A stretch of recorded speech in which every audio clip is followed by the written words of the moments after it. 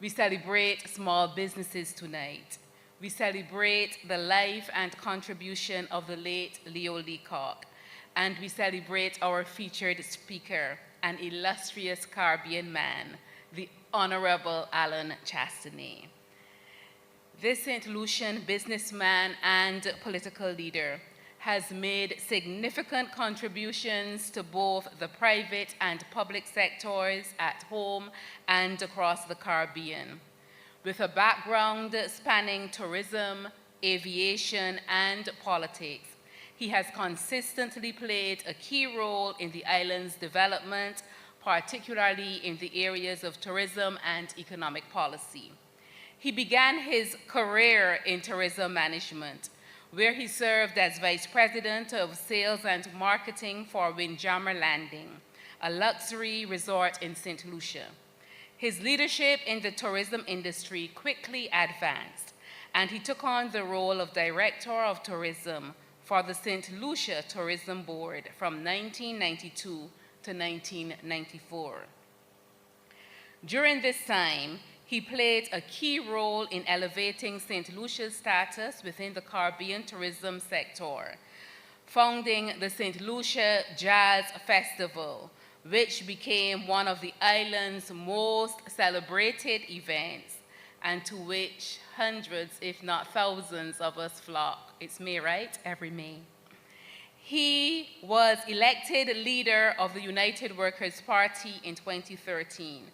And under his leadership, the UWP, the United Workers' Party, won the 2016 general election, and Chastanet became the Prime Minister of St. Lucia.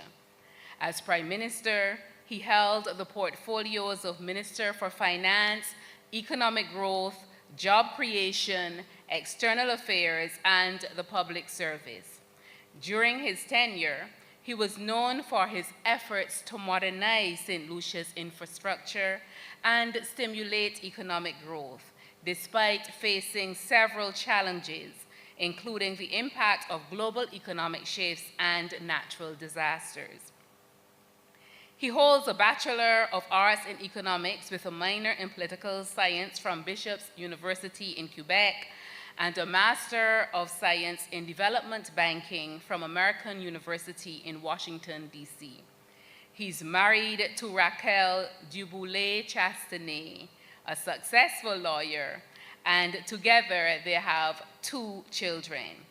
He currently serves as the leader of the opposition in the Parliament of St. Lucia. Ladies and gentlemen, to deliver the 10th Leo Leacock Memorial Lecture on the topic, Small Businesses as a Catalyzer for Economic Growth, a discussion on creativity, capital, and culture. Join me in welcoming to our stage Mr. Alan Chastanet. Mr. Chastanet.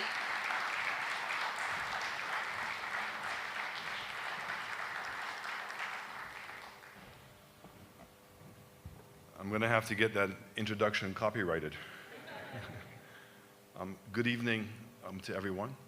With protocol being established, but certainly let me recognize my dear friend, Senator Cummings, who I've had the pleasure of working with in tourism, but more importantly, I think the work that we did together for COVID in this region, and where I think the Caribbean was clearly a global leader in coexisting with COVID.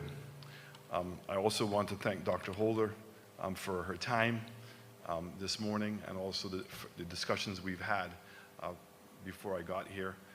Very interesting what you've been doing here in Barbados. And if I can say that, sometimes we don't know how to applaud ourselves and to give recognition to some of the things we get it right. Everybody these days wants to be a critic of everything. So I think that your Small Business Association is to be applauded.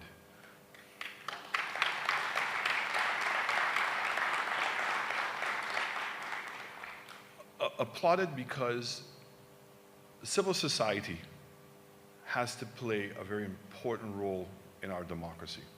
Our democracy requires checks and balances. We read in the books about the the separation between the executive and parliament. We know about the supposed to be the separation of the judicial system.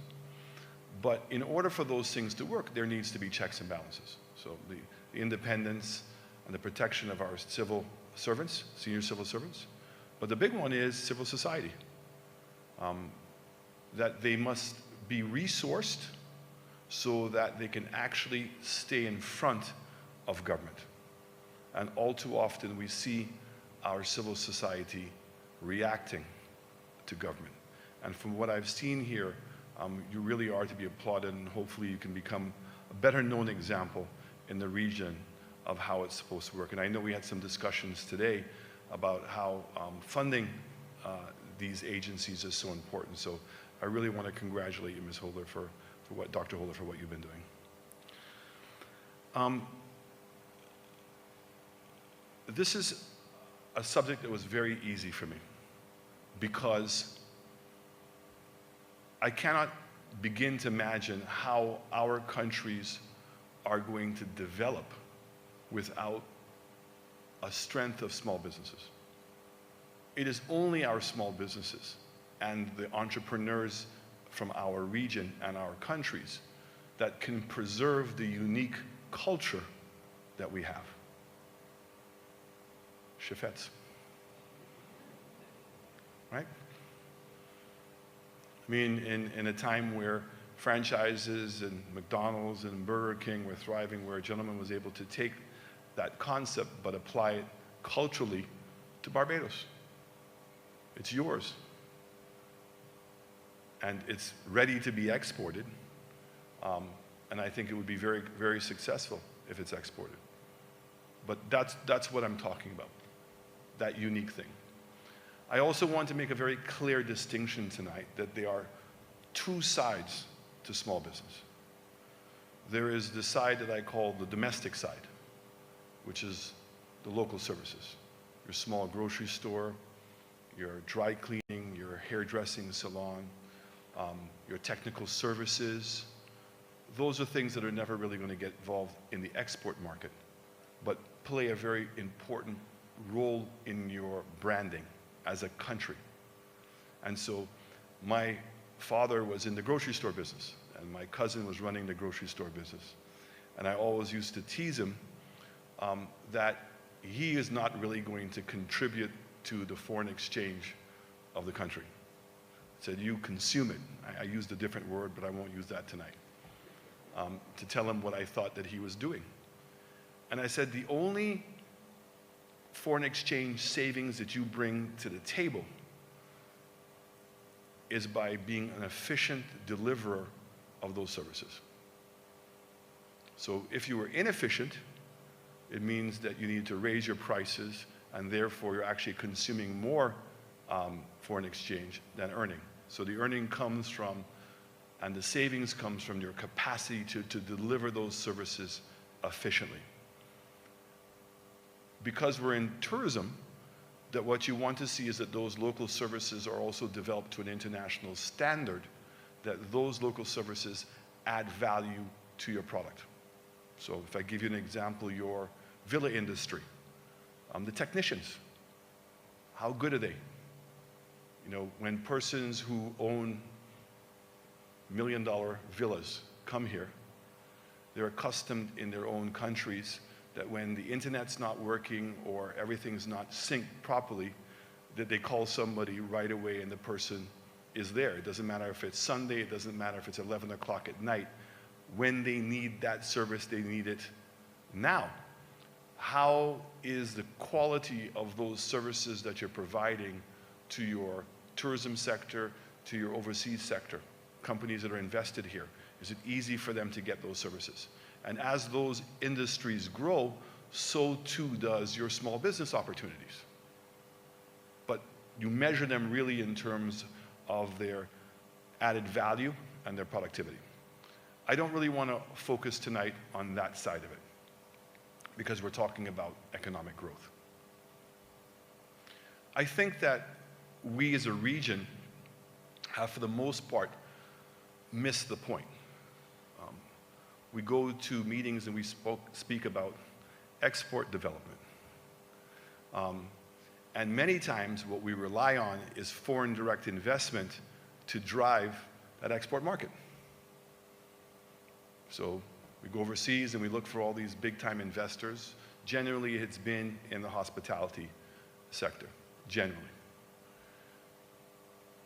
But we've never thought of our small businesses as an opportunity to create economic growth. So let me give you an existing story. Hopefully most of you have heard of Tortuga rum cake, and you see it around. So Tortuga rum cake started in Cayman Islands. A Jamaican who migrated to Cayman. If you're Jamaican, you will know that it's your sister island. In fact, Jamaica used to govern Cayman at one point.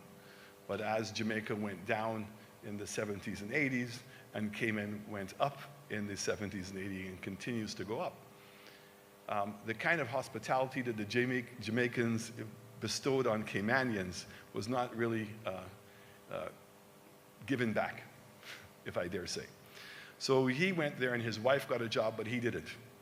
And he was trying to figure out what to do. So he remembered his mother's rum cake recipe. So he decided to make a rum cake, came up with this design of the box, and started selling the rum cake to one hotel. And eventually, it grew to multiple hotels. And this started long before the internet, and he actually, and I'm going to date myself here, mail orders.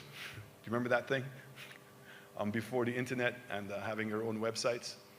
So they were big into the mail orders. And so you remember Cayman was big on the offshore finance business. So those persons who came to Cayman loved the cake. And so when they were giving a Christmas present or a birthday present, they would order it. And his business kept growing and growing. And eventually he ended up getting into the duty-free business. And the duty-free business was initially here in the Caribbean, and now you can travel the world and you will see the Tortuga rum cake, right? And it became global. So the point is that he started off being dependent on one hotel. He became then dependent on Cayman's tourism industry. He then became dependent on the Caribbean tourism industry, and eventually he became global. And he was able to diversify himself and reduce his risk. Now, what's the great lesson to be learned here? The vast majority of big businesses in the world have one thing in common. They started small. So for the first time, we're not being discriminated against. Our economies of scale and our smallness is not working against us. And so we do have the ability to start small, but think big. Start small, but think big. And that opportunity of diversifying ourselves. But we also now need to start recognizing what our environment is like and whether it's conducive to that. So in the case of St. Lucia, let me go back in history a little bit. One of the great success stories, and I think that when they did it for a different reason, but it checks all the boxes, was St. Lucia's banana industry. So we, like Barbados, used to produce sugarcane. And when Sir John came in and decided to fight, and he took over the lands, he ended up creating the Small Farmers Program, where government took over the lands, subdivided the lands, put the irrigation systems in, put in the feeder roads, created a company called Winban, which did all the research, Winera, which was producing the boxes, Geest, which was shipping them over, and then Windfresh, that was selling and marketing the products over in the UK. 16,000 farmers became small business people overnight because the government created the enabling environment for it. And all of the exports were foreign exchange earners generated by local business people versus a foreign hotel coming to our country and generating that, and we become employers. And there's nothing wrong with that, because there's a role for everybody to play. But you see all of a sudden the dynamic change in empowering our people to become global producers. But because of our economies of scale, it required the government's investment. Sadly, politics came to play, like it does in most things.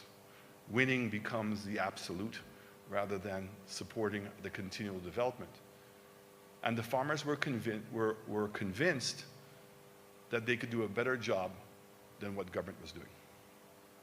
And the sector was privatized. So little things, quality control in that industry. So when you take a banana, if you don't have the proper controls, quality controls in it, it's put on the ship, which means it's handling cost. Taken off the ship, which means it's handling cost. Put into a ripening room, which is cost. And so if it's only at that point now you find out that you have a bad quality banana, it has now much more of a cost implication. Because when the banana farmer is paid for his banana, what's deducted first is the cost of the rejected bananas. So as the quality of the bananas continue to decline, the cost of these rejected bananas becomes higher, and we're all business people. You know that once your costs are higher than your revenue, you're in trouble, right?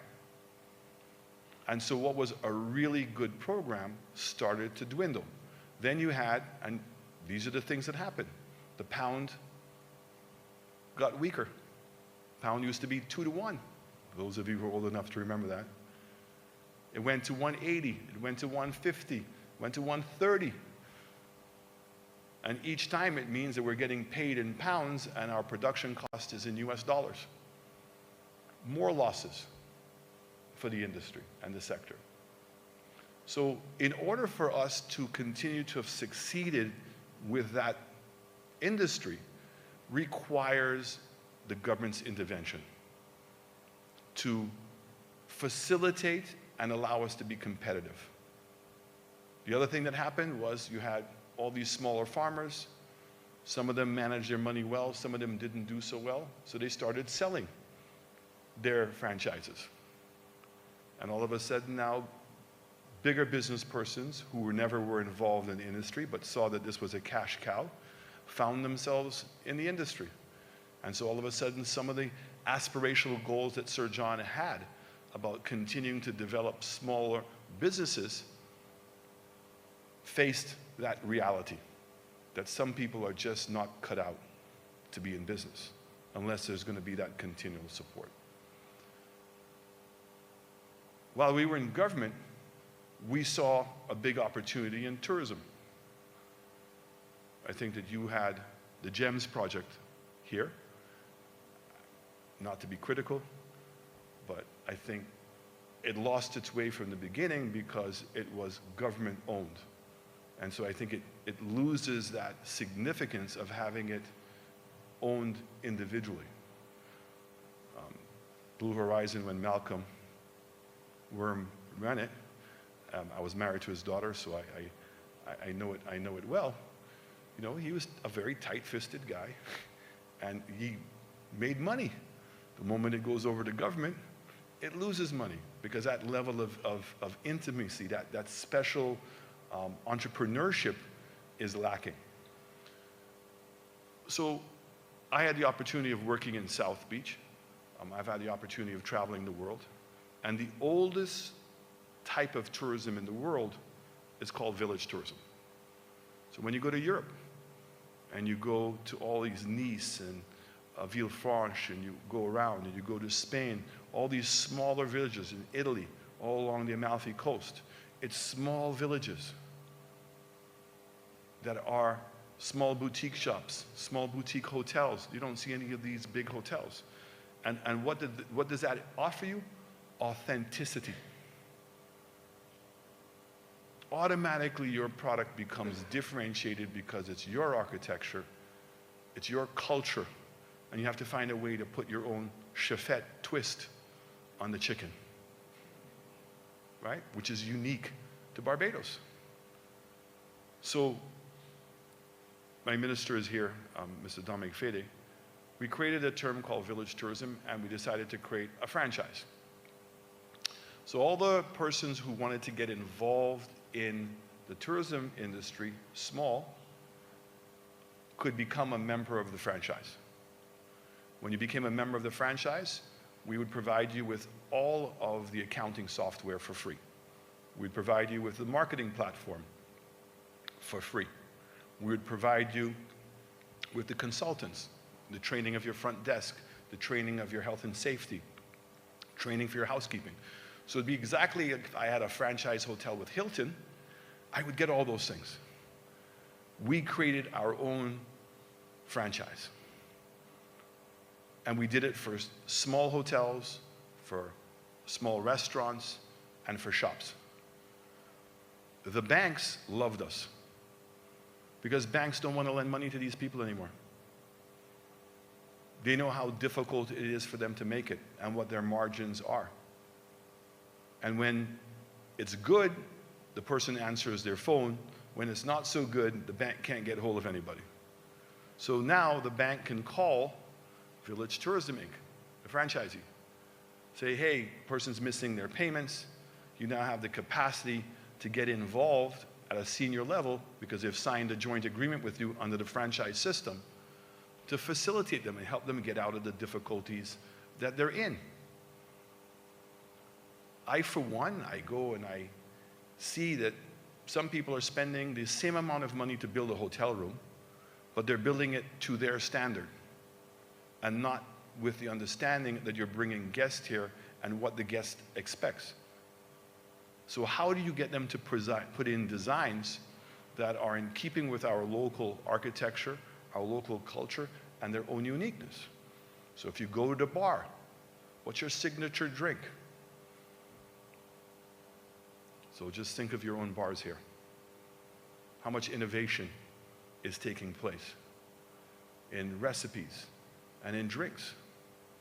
Or are we becoming now standardized? Pina colada, daiquiri, rum punch, and we're not pushing that innovation. And so it's to work with those entrepreneurs to get them to understand how to make that differentiation in their product. A common marketing program so that basically we pay for them to be on the web. We help them with the booking engine. These small businesses will never, ever be able to compete in this industry with that scale. Not going to. What's the benefit? You now have ambassadors in your country who are earning money off of the industry and can speak to the industry completely different than what somebody is Mr. Conrad Hilton, or may rest in peace, Mr. Butch Stewart, speak. They speak differently because we think of them differently. Whereas a Bajan entrepreneur involved in the industry and understanding how important the industry is and how important the support is, and starts understanding how important security is, and understanding how important infrastructure is, can articulate those things much better from their own perspective. That's how you start building strength even in your own democracy, because they start understanding the business better, and they can say it in a way in which everybody else says, well, but he's a Bajan, he lives in my neighborhood. I know him, he goes to my church. And what, he's benefiting? Now, why am I making this distinction? The opportunity for growth for small businesses, once you start thinking globally, is limitless. The growth domestically can only happen by continuing to be innovative and efficient.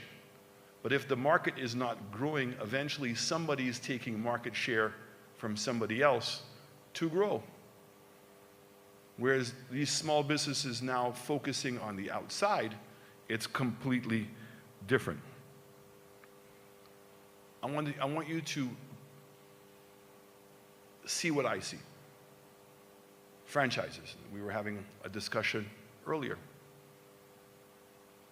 If I see another t-shirt that says Yaman,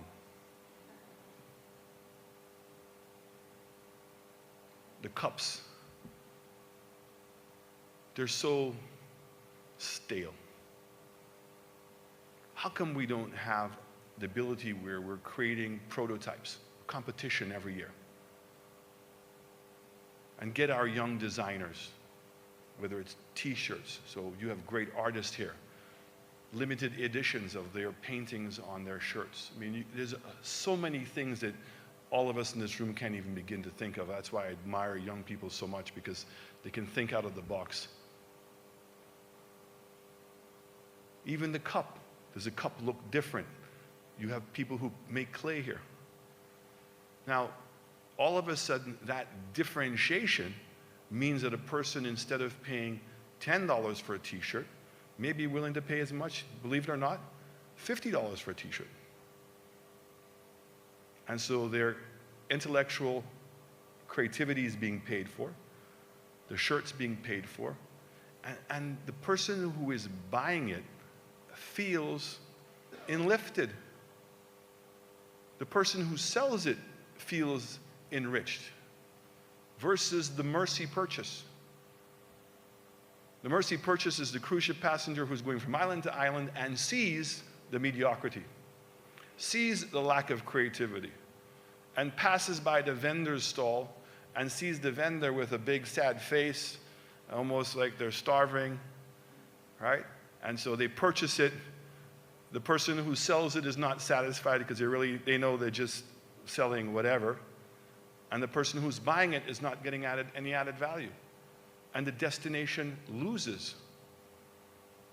So when we talk about creativity and culture, the two work hand in hand. Are we creating the environment where that culture and creativity can come together and be applied into products in which we can sell interregionally and to our global market? We took it down to this extent. So imagine you have a bunch of producers of different t-shirts, different mugs, different soaps, different perfumes, etc. And you take it to the extent that in the vendor's arcade, that you actually have vendors who are franchisees. And so those of you who've been to a mall in America, Dateland, etc., in the middle of the aisles are all the franchises. You know, the Red Sea thing, they're always trying to get you to buy, the peelers and stuff like that. And they're dressed differently, their display is done differently, okay, and their product looks good. Why can't we do that here? Why does it have to be that when we go there that every vendor looks the same? And the products start looking the same because they're displayed the same way. The long dresses, the t-shirts, the this, and they're all selling the same thing. Where's the fun? Where's the excitement that I'm going to a bazaar and I'm seeing things that are different? And so by taking those vendors and making them into small businesses and providing them with the support, show them how to display it. Show them how to talk about the painting on the t-shirt, who did it, what was the inspiration behind it, and tell a story, because you're adding value.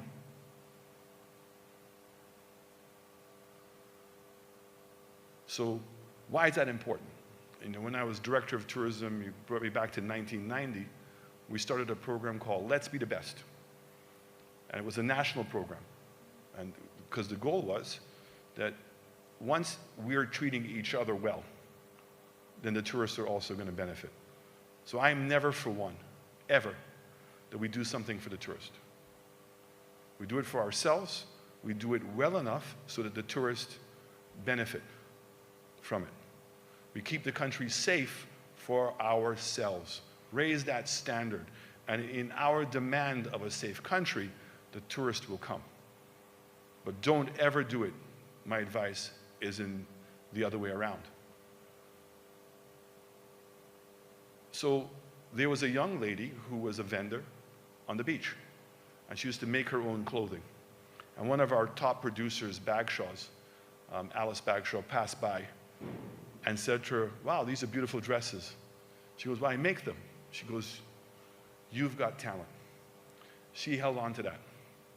And when we opened up Point Seraphin for the first time, it gave her the courage to apply for a shop, which she eventually got. And she's a big success story.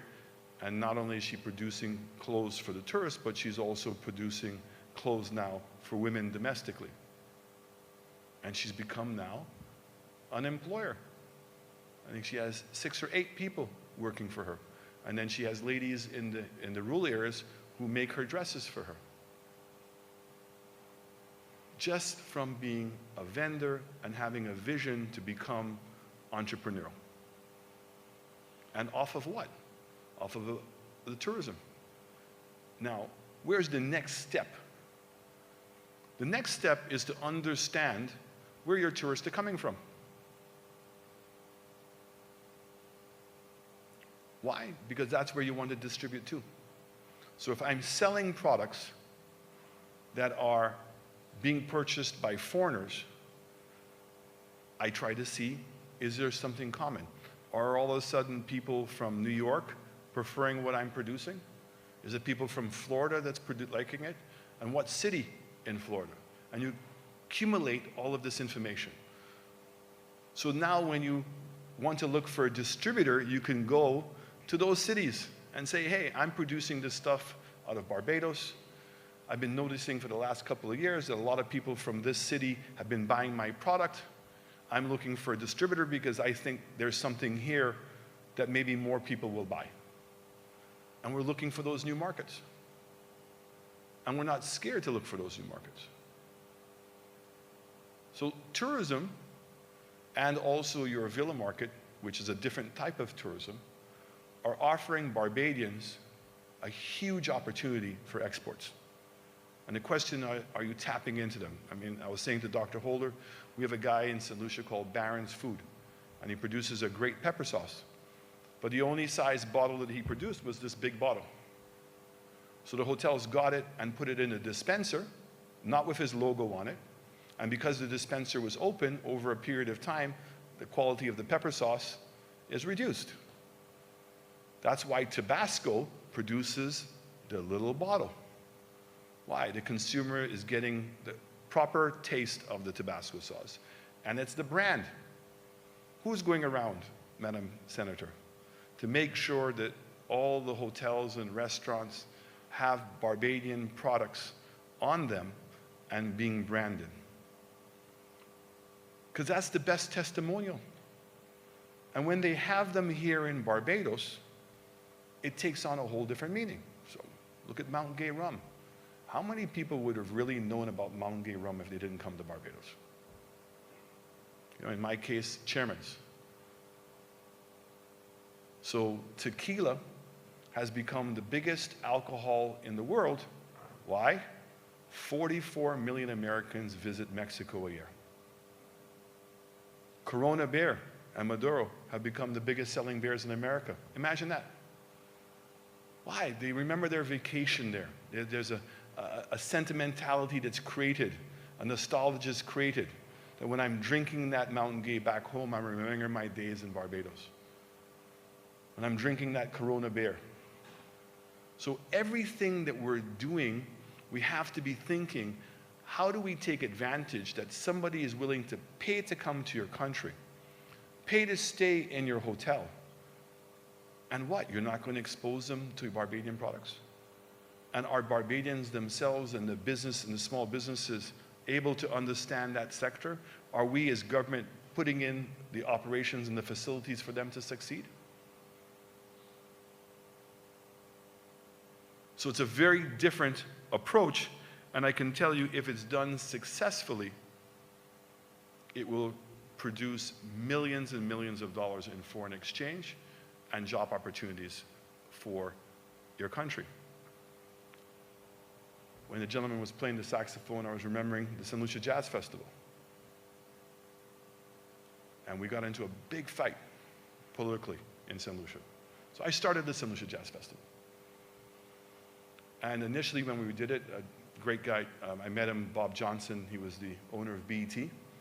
And the Jazz Festival was on BET. We were in 30 million, 40 million households every year, 4 or 5 times. So the cost of the festival was justified because we were getting the TV exposure. The moment that BET stopped playing it, when it was bought over, you have to review what you're doing. But also by that time, the quality of production of events in our country had improved. Lighting, sound. Do not underestimate the importance of that. And all of a sudden, we said, let's Carnival be the largest festival. Because Carnival is our culture. All of a sudden, are we more likely to be in the top 10 of music in our diaspora or on the national top 10? Now, every now and then, a calypso song, a soca song will make it through. Hot, hot, hot, Arrow, right? Who Let the Dogs Out? Not things I really celebrate, but the fact is they made it into mainstream. So you never know. But now, the diaspora is a massive market overseas. And are we taking that into consideration in our small businesses and how they now are going to go back? Because that's our culture. And so our festivals give an opportunity now to promote our culture. So one of the events that I started when I was at Air Jamaica was called Islands in the Park. I don't know how many of you know Prospect Park or have been to Prospect Park. So what we did is we wanted to get people to travel in the summertime from the diaspora. So we know that the thing they love is music, they like to drink, and they like food. So if you can create an environment in which you bring home to them, and they say, man, I gotta go home. So we had bands from around the Caribbean. And eventually it grew from Prospect Park to Boston, to Washington, D.C., to Atlanta, and to Miami. These festivals, once they start growing, initially they bring only diaspora persons, but eventually they start bringing other people that now are tasting our culture and are becoming nostalgic about coming back because they may have come. And they're reminded, they taste the food, they taste the liquor, they meet the people, and they remember what their time was. So these markets do not happen by accident. We have to be thinking about it all the time. And the investment that government puts in terms of the infrastructure is critical because the payback is huge. It's better than social development. Social development's needed. Very, very important, especially for persons who need it.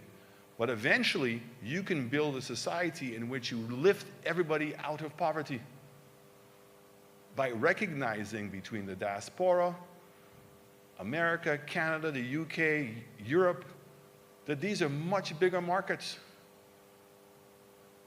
And we have a cultural uniqueness that's attractive to them. And so whether it's paintings, whether it's music, whether it's art,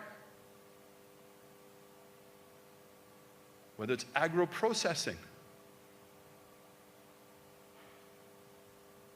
the rum cake is agro-processing. That's what it is.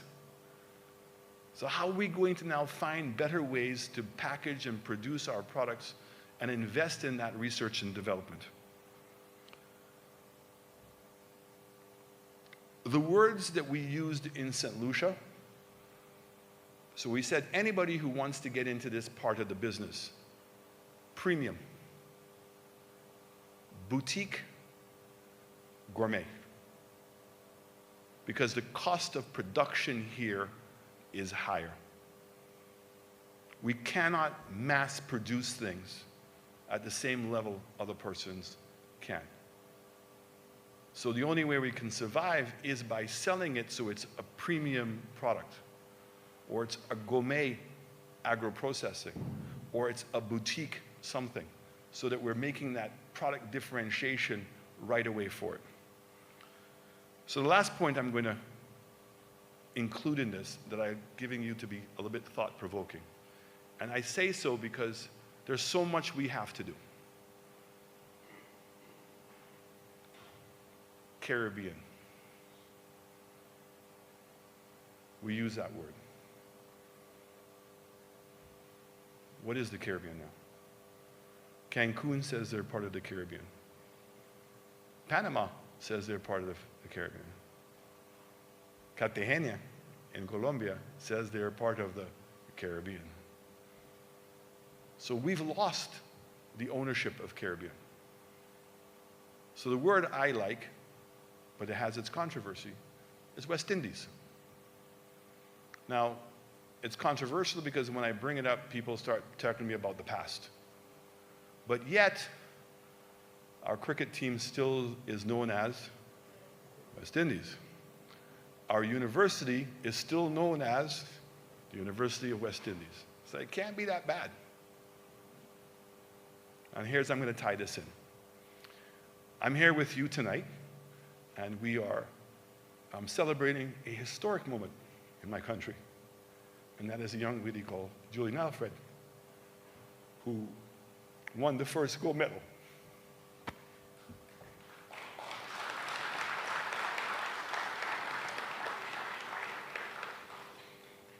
And we're all so proud of her. I remember meeting her when she was 17, and I said, this girl's going to win.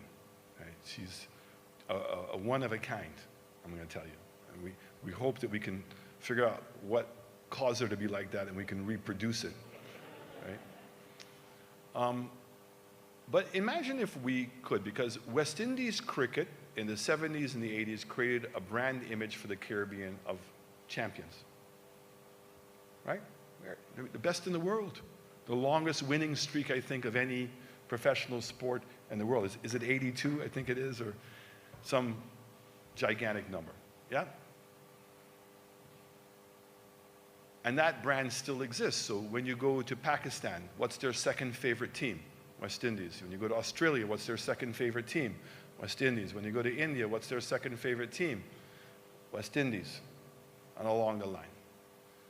So imagine if we embrace this word West Indies. We understand the relationship between the success of the cricket team, the success of University of West Indies, in terms of that brand halo that it creates to West Indies. And we go out now and we start our own global athletic championships every 2 years. And we compete as the West Indies. And we challenge the top countries in the world to come down and compete against us as the West Indies. Think of what that track team would look like. And understand that the most prestigious disciplines in athletics, the 100 meters, the 200 meters, the 400 meters, we dominate the relays. And every 2 years that you're on international TV in which the world is trying to take on the West Indies. And you promote that brand. And why athletics? Because athletics is in America, it's in Canada, it's in Europe, it's all over the world.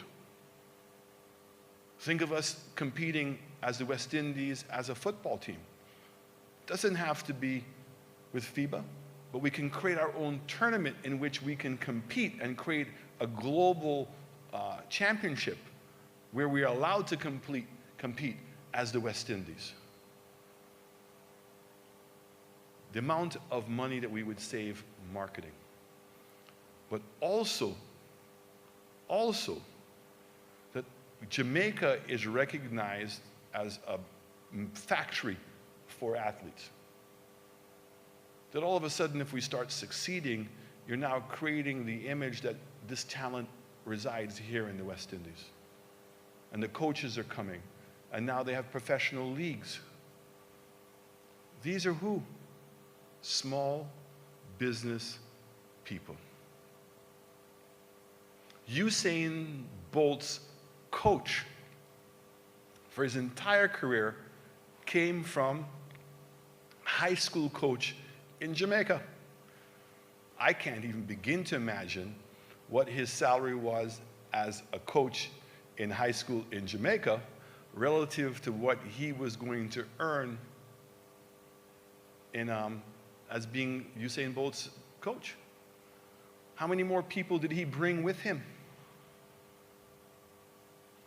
Lennox Lewis and his Jamaican roots in boxing.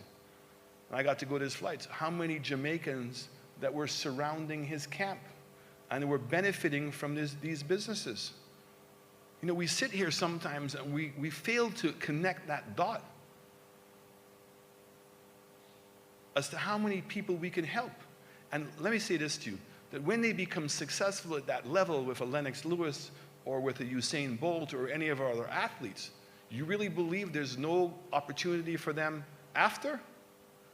People don't think they can repeat that story again? And we've exposed that talent that we have? And how many more people now are going to want to be coaches? How many more people are now willing to be trainers because they see a gold pot at the end of the rainbow? But we've spoken about it at tourism. And we give it lip service. We have central banks in this region where the tourism is the largest foreign exchange earner, and they have no tourism talent on their staff. We have ministries of economic development with no tourism in their staff. And when we think of tourism, we think of marketing, but we don't think of product development. We don't think of the linkages. These are only going to happen if we know that they're there. And we aspire for something greater. And that this idea that for a small business to succeed, it requires protection. That's done. That ship has sailed. And you need to open up your market. Because we have more to gain than we have to lose. There's a bigger market out there that we can have access to than the little market that we have here. And if we do a good job with our local consumer and that get them to be nationalistic about their products, to appreciate the cultural differences and the sensitivities in our product, you don't have to fear the international person. But there's greater opportunity for us. So if we want to strengthen our culture, if we want to encourage and reward our creativity, if we want to create an economic opportunity beyond our expectations, I think that this is an untapped market. The minister knows I've had this conversation with her. I said, there's a word that's used to describe our region. It drives me crazy. Potential. Okay, so I don't know if that's somebody saying to me, boy, Alan, you guys got a way to go. Right? I don't think it's being said in a nice way. Right? It's to say, man, you guys really need to get your act together. So I said, how do I measure potential?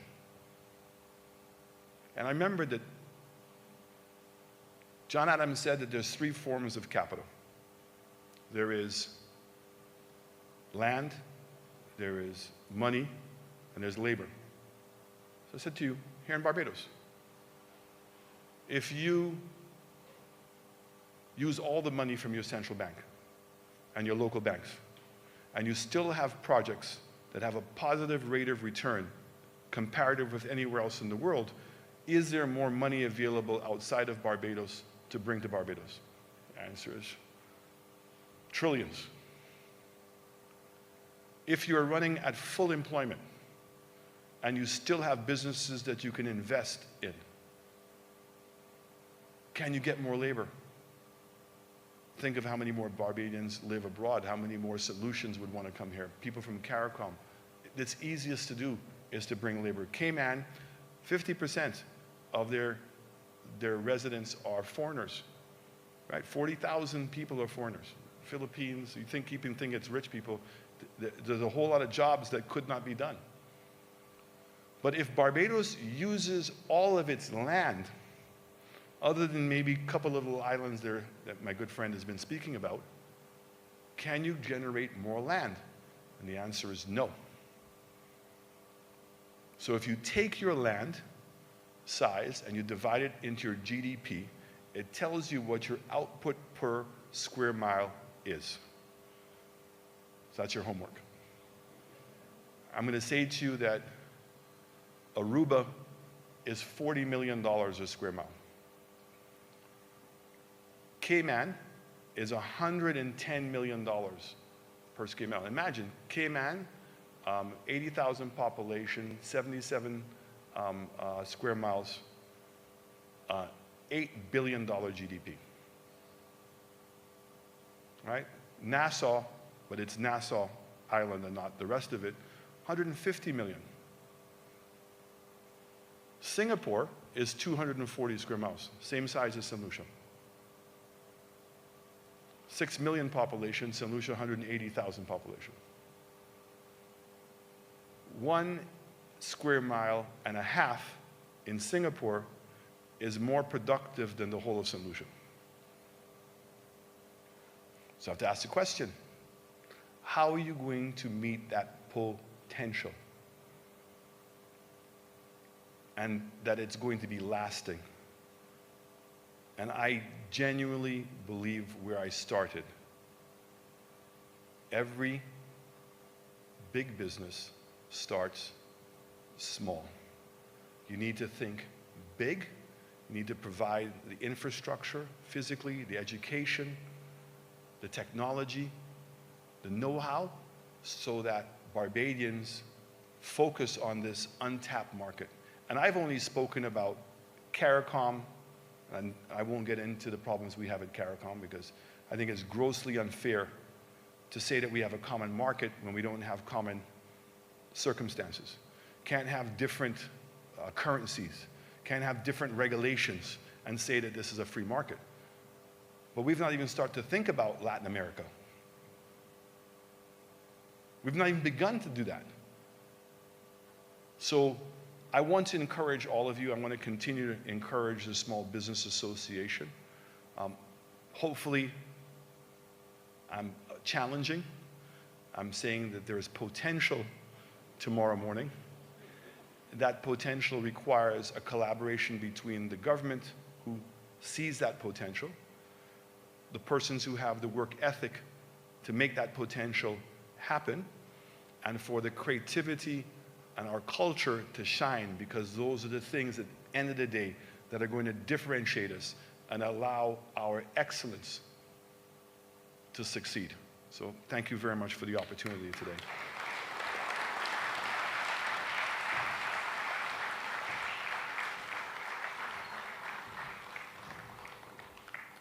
Thank you so much, Mr.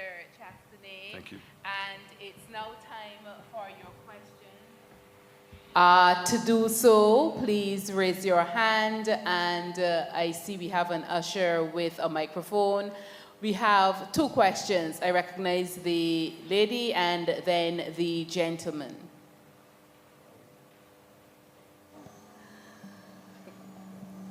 Hi, good evening. I was hoping they recognize me, but that's okay. Hi, good evening. Thank you for the presentation. My name is Sheena Rose. I'm an artist, visual artist, and I've been listening to the presentation. And I didn't hear not once mention social media, because social media is also, as we all know, another platform. And my art is pretty out there, but now it have reached a certain market, and I have to think more local. How can I get back the local market, the regional market? But it's sounding to me a little bit discouraging, because it made me question, you mentioned about, think about us and not so much the tourists, but then it's still guided about the tourists who come to us, what kind of product we can produce that show our culture. But I think naturally, over the years of creating a product, it become a culture, just like Chafet and many others. Is there another way that we don't have to think about tourism? Like big capital have to? And just think of just creating a product and somehow it reach regional and international, connected with the social media?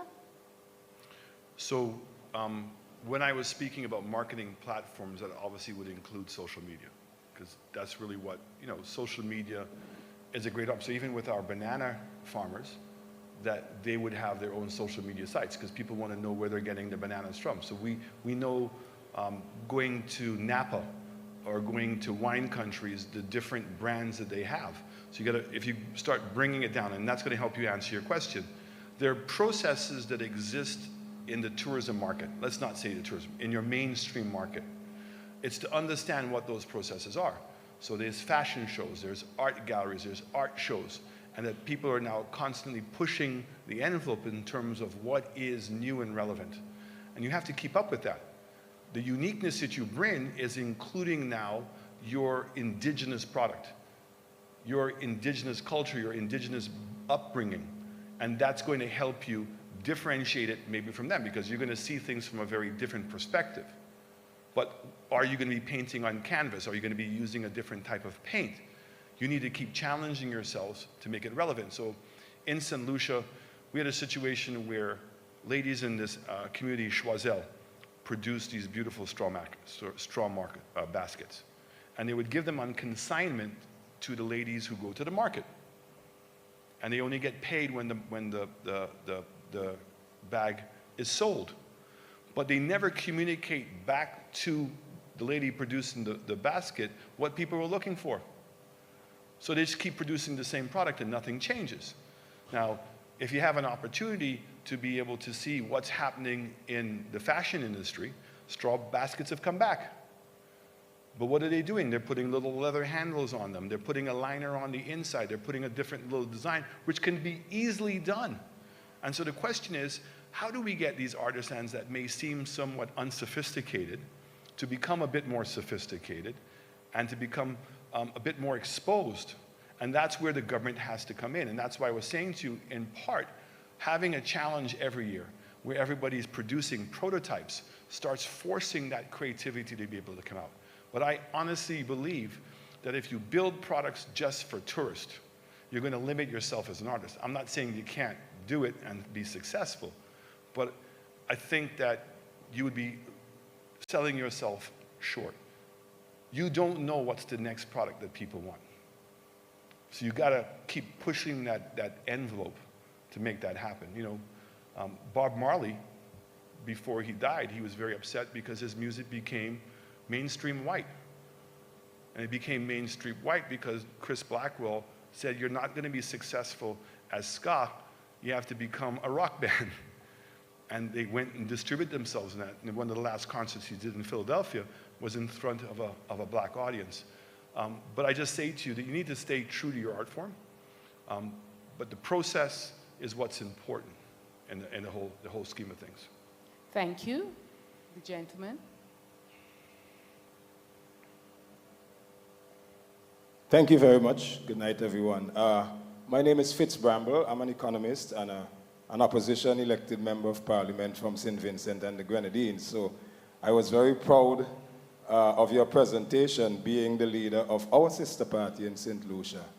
And I also want to congratulate the Barbados Small Business Association for the wonderful job that you've been doing, and also to recognize my friend and former colleague in Washington, D.C., Senator Lisa Cummins. We served together in Washington in the diplomatic corps.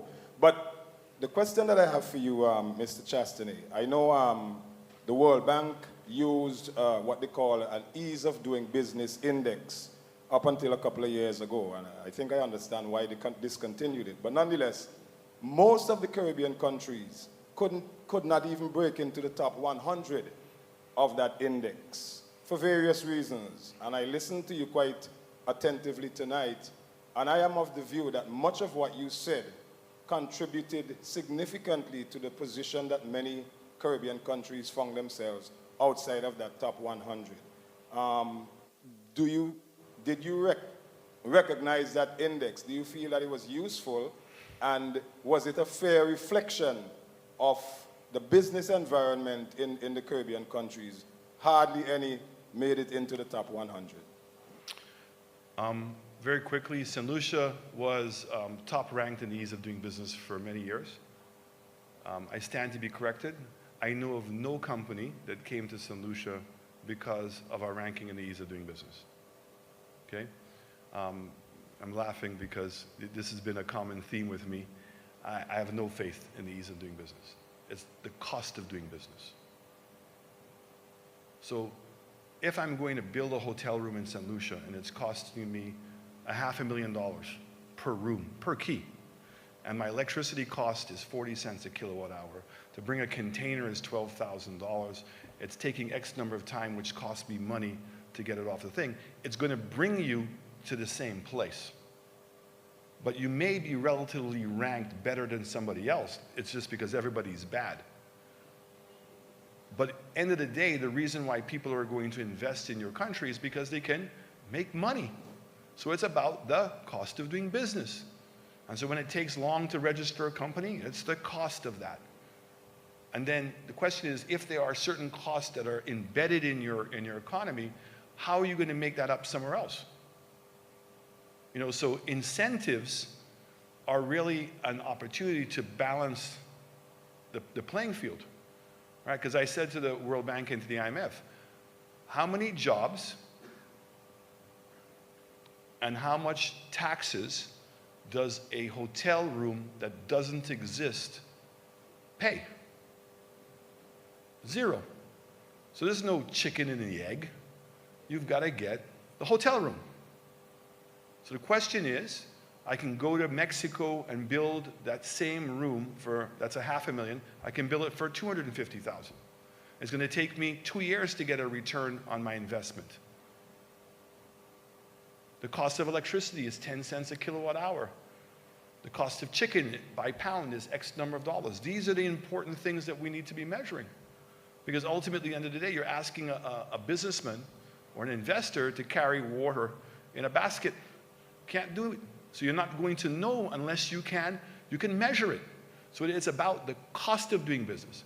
And when you start breaking that down, it's frightening to see how uncompetitive we are and the wrong focus that we have on things. So I'm not going to use Barbados because I'm going to use St. Lucia.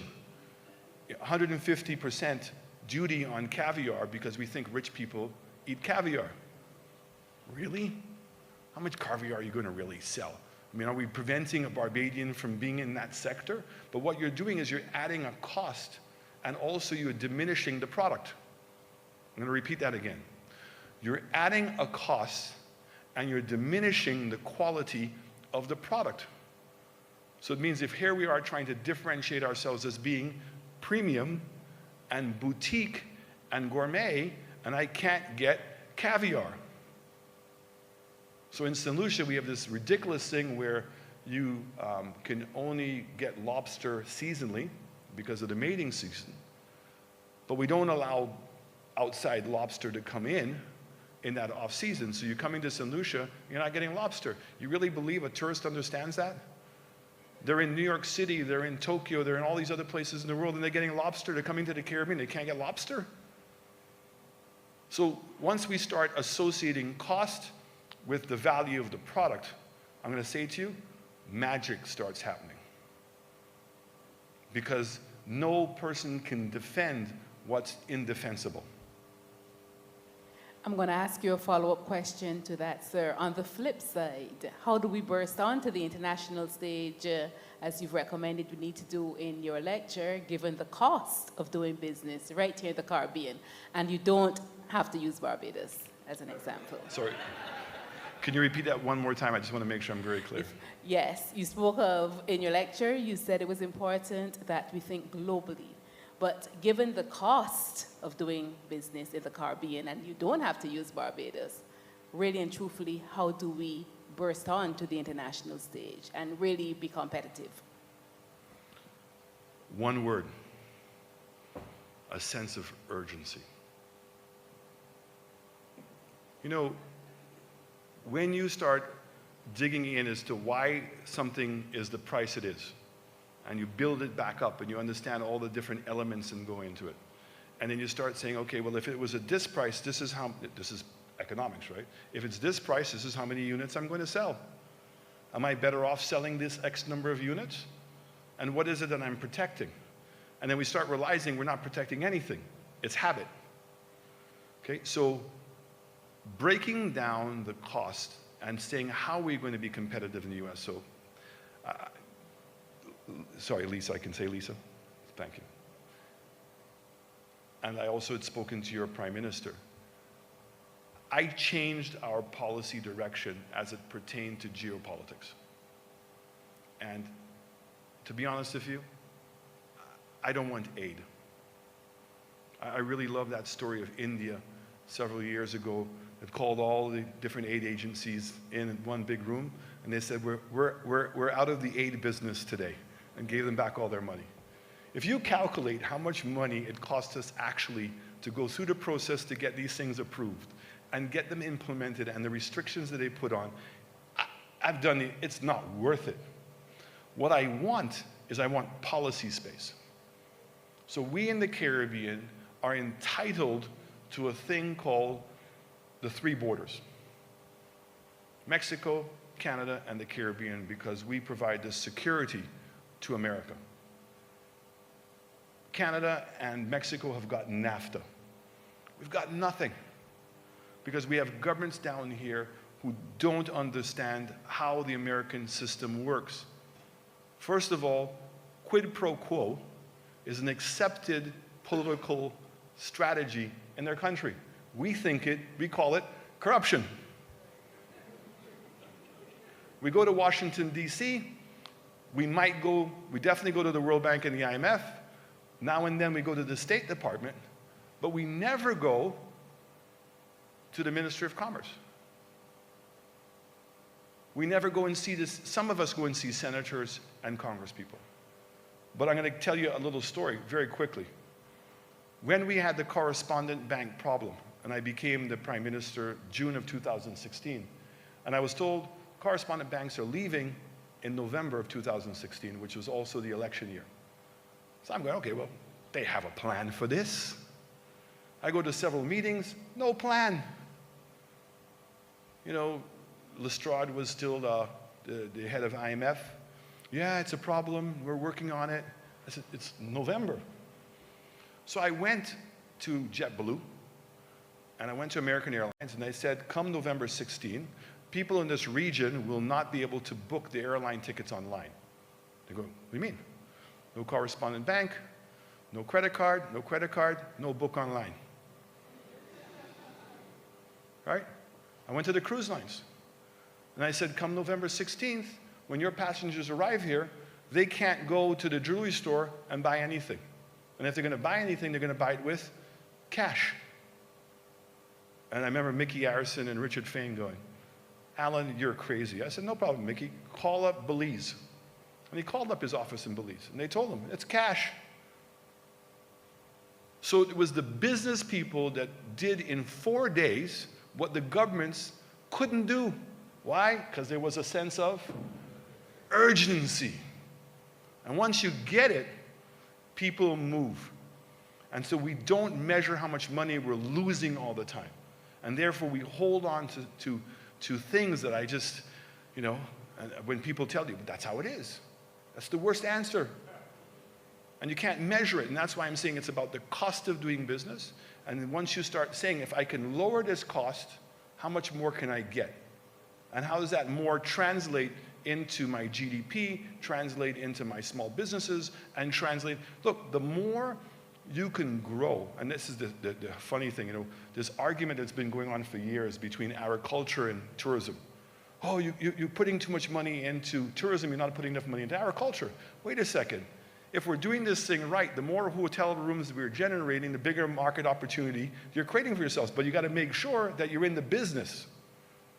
So that's why in our small islands, the relationship between government and the industry is indispensable. And we have to learn to speak with each other, and we need to be learning to speak factually. But in order for the small business group to do so, they need to be better funded. They need to have economists. They need to be able to have studies. So they're going to bring it from their own perspective to create that sense of urgency. Thank you. So we have a question, an urgent question behind there.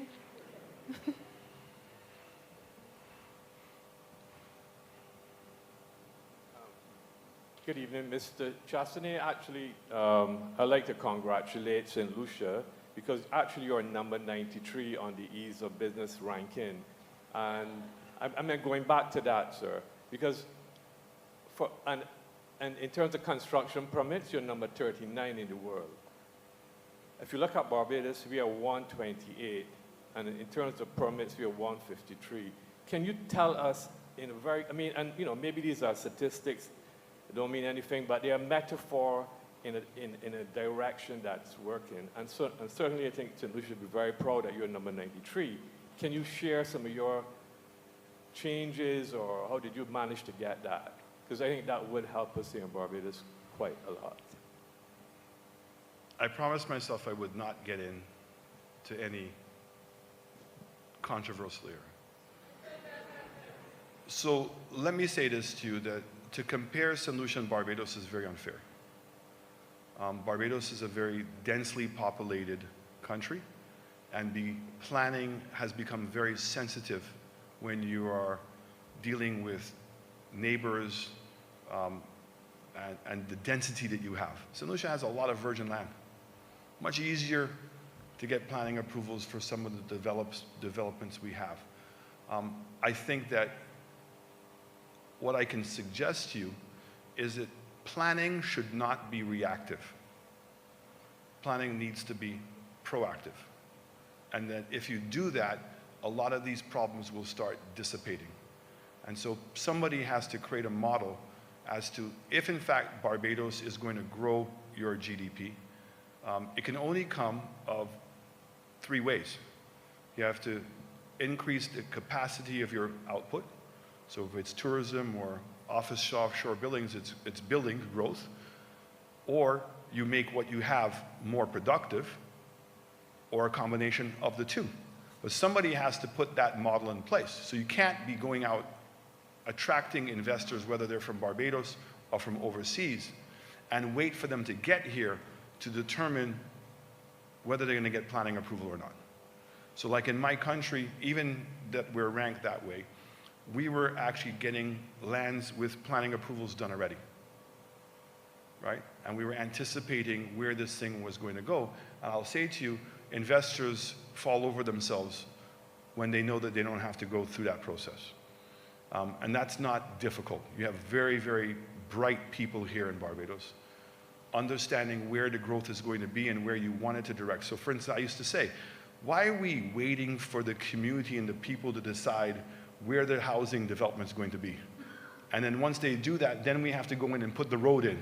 Then we have to go in afterwards and put the sewage lines in. Then we have to go in and put the school afterwards. With the amount of virgin territory, why aren't we determining where we want it to go and put those things in place and pre-plan and pre-approve all those things? So you have a unique situation because you have density, but it's not that difficult really to pre-plan it. And I think if I could make a recommendation to the government, that certainly helps, because it's very, very frustrating for any investor to be said, we want you, so run, and then when you get here, then stop, right? And then it means that a lot of the discussions with the communities where you see the development going would have already happened, because that's unfair to put that onus on an investor, particularly if that's a foreign direct investment, because people will never hesitate in reminding them that they're a foreigner and making their argument. And we want to avoid those things. But I sympathize with Barbados because of your density. Thank you. We have a question at the very back.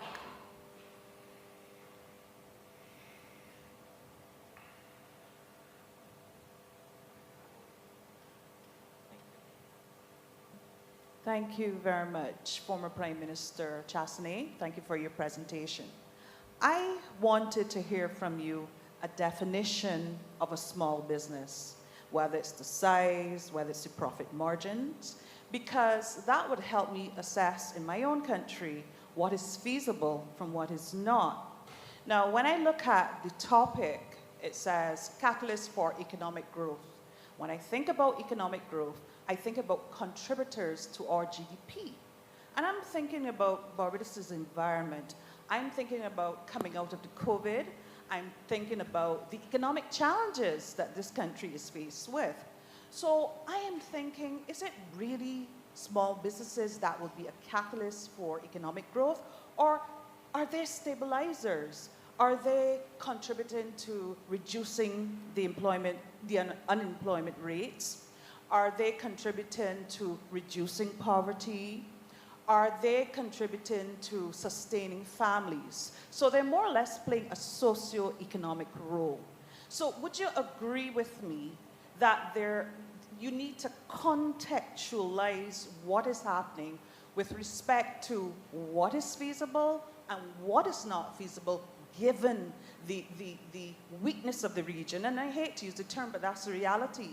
Given that we're a poor region, given that we don't have a competitive edge. But what I'm hearing from you, I heard a lot about tourism and a lot of things feeding to contributing to tourism. And I heard you say that you start small, all businesses start small. But I was trying to fit all of that together to see how small businesses can serve as a catalyst for economic growth. And maybe you can help me here, educate me, because you're more experienced than I am. And that will help me a whole lot when I go away and do the homework that you gave us. Thank you. That's why I made the distinction from the beginning that you have really two sectors in my mind in small businesses. So you have what I call the domestic small business, and that can be, I said, a hairdressing salon, it can be a dry cleaner, it could be a small grocery store. So you're talking about anywhere from 2 people to 50, 60, 70 people. You know, to me, that's small in the context of what we have here. So, for instance, a person may open up a barbershop, and there's nothing that's preventing them opening up multiple barbershops and employ more people. But if they're going to stay with that just one community located, then it's going to be, you know, the 3 or 4 people that they're going to have in there.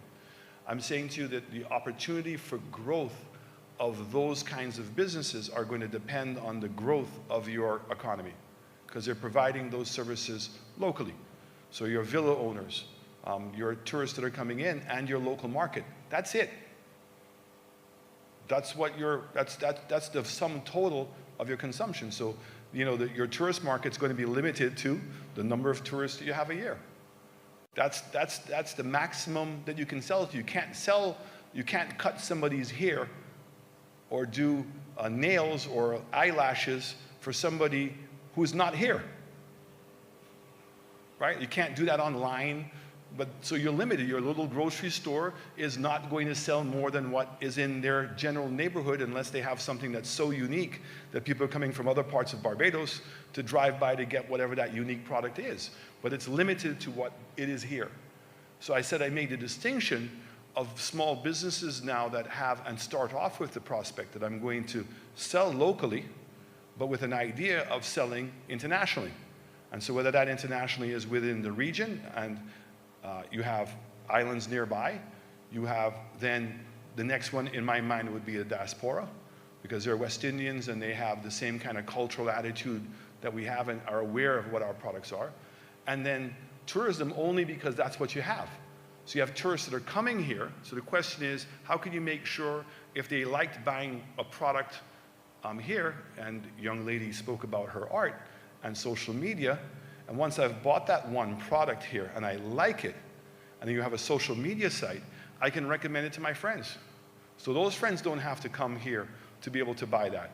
So the question is, what's the marketing that we're putting in place to make sure when those persons are leaving, that they're leaving with an idea, I love Barbados, and I fell in love with something in Barbados. So, you know, when you go to Bali, beautiful, all these little art shops, you would love it.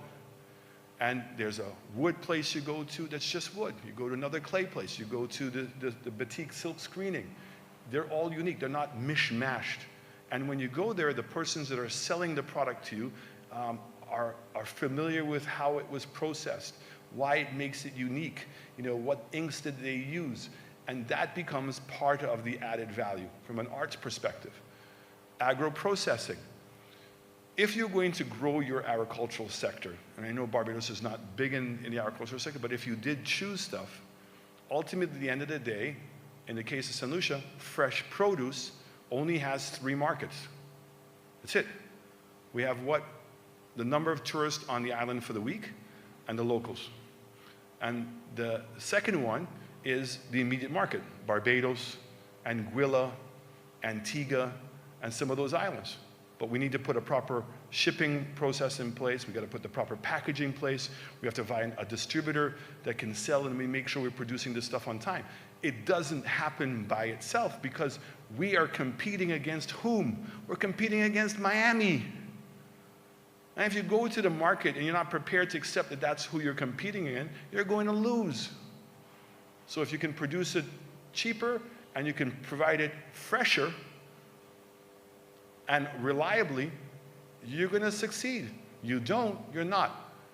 So the point of saying you start small, or every big business starts small, is ultimately the greatest economic contributor is if you have a business in Barbados that grew here and is now becoming exportable and has grown its market, its headquarters will always be here. So there's always a segment of what they're doing will continue to grow here in Barbados. And more importantly, the brand Barbados is being promoted overseas by that product.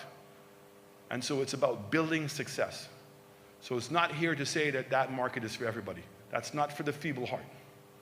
Okay? And you need to make sure that there's an enabling environment. They spoke about the financing, the technical support. So the minister's ministry has to be staffed with people who can help solve problems when they're trying to get it imported into the States. Every time we're going to Washington, D.C., we're going to be asking for exceptions on duties on those particular products. It's repetitive, it's repetitive. Everybody has to be on the same page. What are we doing? What are the impediments to growth? What the impediments to growth are uncompetitiveness. Thank you. We have time for one more question, and I acknowledge the lady in the red at the back. Thank you. Good night to you as well. I have a lot of St. Lucian family. I've met you a couple of years ago when you won elections. But one thing that you said tonight, which is something that we really fight against, is the branding. And you said something about branding and communities. I find that we don't really listen to communities and the people that are on the ground. We just want to hear on the top, but we don't listen to the ground. A lot of hotels here, and if you listen to a lot of tourists that comes to Barbados, many of them come to Barbados and they ask for Barbadian brand and not, or other brothers and sisters in the Caribbean, Jamaican brand. Most of the times they're asking for the branding of Barbadians and what they carry. And it's sad to say a lot of our hotels does not carry the branding or whatever there of our local products. Even in one of the big hotels, they've been saying that too as well. But one thing my point I'll really hit home here hard tonight, the young lady talked about social media. Sometimes everybody's not a lawyer. Sometimes somebody can't be a CEO. But social media, we have realized that we've had YouTubers around the world that are becoming multimillionaires faster than even some lawyers that we may have. Sometimes our region is limited to it. Sometimes a person wants to be a YouTuber in Barbados, and by the time they go forward, it says, whatever, the territory is limited. We can't even go forward. There are certain things, whatever there, yes, we look at tourists, but instead of in the pandemic, I was saying all the time, that we need to be able to have diversity, and we need to structure our e-commerce in a way where YouTubers, people that are on social media, whatever business you want to do, if they're hair salon, they may have the salon here, but they can still do courses that people around the world can be able to be attracted to the knowledge and the expertise that they carry. So we need to stop looking outside for the cash app and all these things, and we need to find a product that strengthens our electronic e-commerce so that money can be able to pass quicker, so that small business people can have more capital in their hands. And I've said it before years ago, and I say it now. So I really embrace it about branding, but we need to really love our culture, not just say we love our culture, but be proactive in really loving our culture and doing what it takes that our culture will be able to expand around the world, and creating a framework that is faster. Look for real estate, for instance. In St. Lucia, I can be wrong, call me wrong, but in St. Lucia, it takes about a week or 2 weeks to sell a house. In Barbados, it takes about 8 months or 9 months, sometimes even a year. By that time, the engineer done sleeping, everybody done sleeping every sense, even the loan officer too as well, sleeping on the job. Because reality fact is, time is important if we're going to talk about capital. And how we change our framework to make it quicker that investors will want to come here. As we said, we need to change our framework and make it more in tune with 2024. And that's just being straight up. Thank you. Thank you. I was going to say to you, one of the things I had is WeWork, right? COVID changed the world for the better. All of a sudden, Fortune 500 companies were employing staff who were working from home. So if you can work from anywhere in the States, what's preventing you from working from here? Right? Now, once you start creating the opportunity, so if we create a WeWork station, again, this is where the government comes in, where you can provide the place where they have a desk, they have a smart board, they have printing stuff, they have computers, they have support staff that's being shared by everybody there, it starts making the whole thing differently. And then you start looking professional as a destination. One of the things I wanted to be able to do was create an incubator. The incubator was to take young people and put them in what we call a factory. So they come there, and a friend of mine used to call it the hospital. So you have lawyers, you have computer experts, you have social media people, you have marketing people, you have entrepreneurs who are coming up with ideas.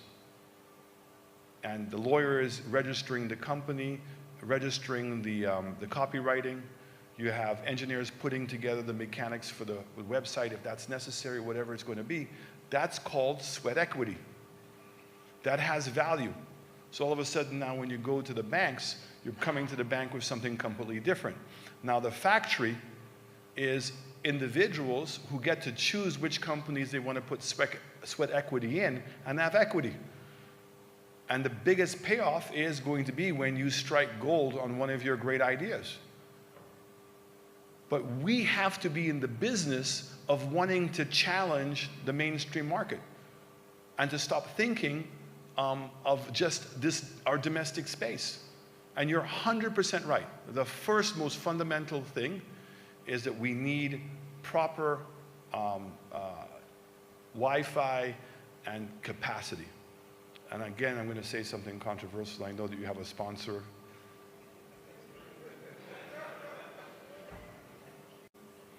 We need to go. I can't, I don't know about you in Barbados, but I'm going to say this in St. Lucia. I don't know how many times a day I want to throw my phone out of the door. Okay? The black spots here, this happens here. And I just can't even imagine how frustrated when investors come with that, but you're 100% right. In today's world, if we're going to compete internationally, that's the highway, that's the road, that's the electricity, that's how the world works, that's what brings the world to our doorsteps. And we have to do it better than other people. We can't be as good, we have to be better than what those persons are. And again, I'm going to reiterate this, and you're all saying something. Advocacy is very important. And if it's not succeeding, then it's not being done well enough. And so it's either you're not presenting to government in a more astute way, or government's not listening. But I can't imagine that government will not listen to the persons that can grow the GDP of your country. Because I'm not going to say something controversial. Like St. Lucia, where our GDP is 2.5 or 2.7 billion dollars. I think that Barbados is close to 5 billion at this point. It's not enough. You can't carry all the cost of what we have to do in the country on a $5 billion GDP. And so everybody needs to sit down together and figure out how you're going to make this happen. And no longer do we have the opportunity of thinking of our economy in an isolated way. The only way that you can grow in a big number is by taking on the world. You know, Rihanna didn't become a billionaire by selling music only in Barbados and singing at the hotels. Right? she took on the world. So let's go take on the world. I know we can do it. Yes, we can. And ladies and gentlemen, let us show our love. And don't leave the stage, and appreciation for an absorbing discourse. And remember to take on the world. Every small business must become a big business. So I invite the CEO of the SBA, Dr. Lynette Holder, to present Mr. Chastanet with a Medford piece, a small business who is becoming a medium-sized business, and hopefully soon a huge business. And then she'll officially deliver the vote of thanks. Thank you so very, very much. Thank you very much.